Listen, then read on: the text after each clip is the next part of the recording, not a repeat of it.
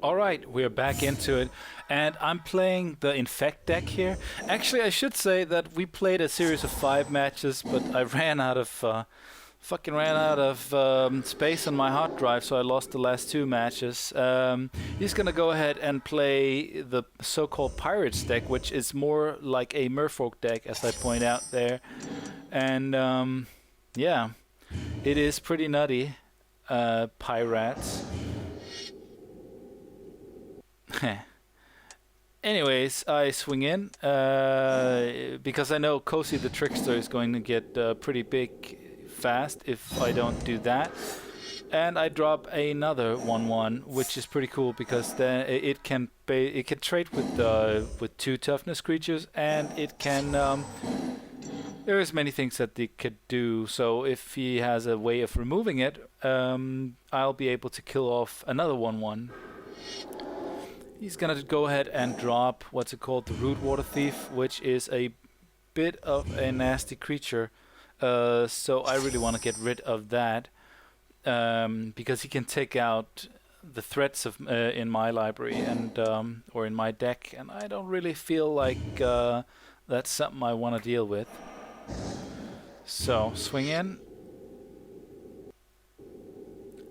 And here I think I make a bit of a mistake because not used to playing with Assassinate, so I didn't think of it as a sorcery, even though that it plainly says sorcery. I think I even read that it says sorcery. Here I was just supposed to drop the Rotwolf, but you could say, okay, maybe it's not that much of a mistake because I wanted him to swing in so I can kill, so I could kill his guy with Assassinate, and he probably wouldn't have swung in. Well, he would. After dropping, well, maybe he wouldn't. Not entirely sure. Anyways, I think the right play would have been to drop Rotwolf, which meant that I could, well, Blackcleave Goblin. It's pretty nice as well, but I need to get rid of this guy. I actually also need to get rid of this Lord of Atlantis because that guy is an annoying bastard. So, obviously.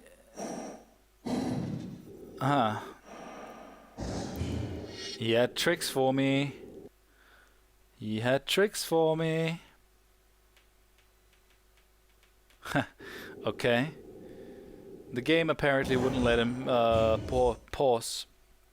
But the reason that I swing in here to do 1 damage is that I don't do, for those of you who don't know, Phyrexian counters are poison counters, and you only need 10 of those in total to kill your opponent, or your opponent needs to have 10 poison counters to die.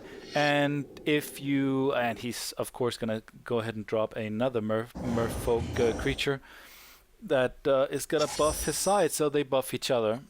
So that's pretty ridiculous as well. But now at least I can kill this guy.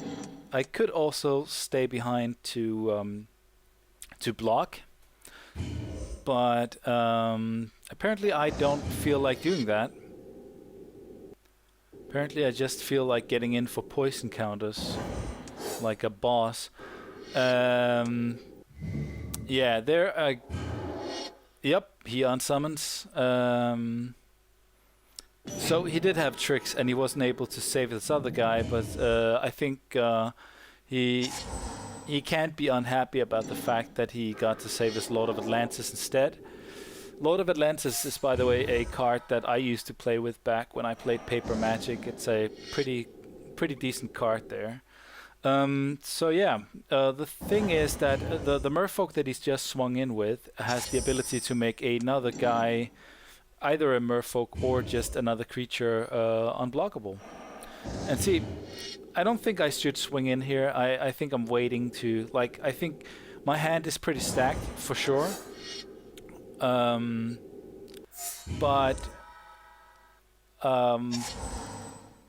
I think my reasoning here was that I wanted to, I have 1 blocker that's able to not just chump block but make the guy smaller. That's the thing that Infect does. But he bounces all the creatures to my hand and is able to swing in for 6. And once again, I'm getting bashed in my pretty little face. I do draw this, which is pretty clutch, but it's a little too late. He's up to 4 poison counters, which means that next turn, and down to 1 card in hand, by the way, but he will be able to make his guy unblockable, and I'm on a two turn clock here. So yeah. Okie doke.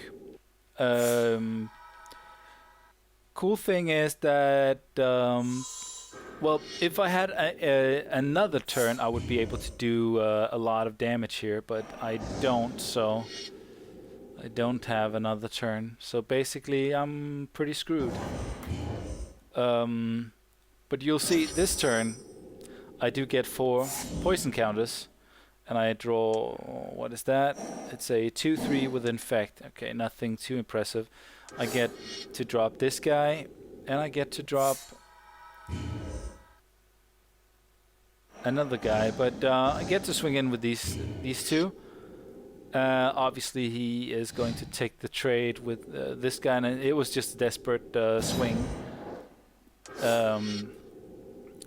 If he didn't have means to make his guys unblockable, I think I would have won this pretty easily.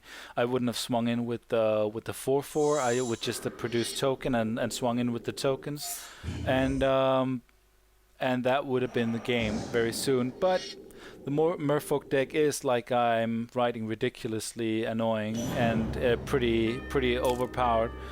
Anyways, let's move on to game 3.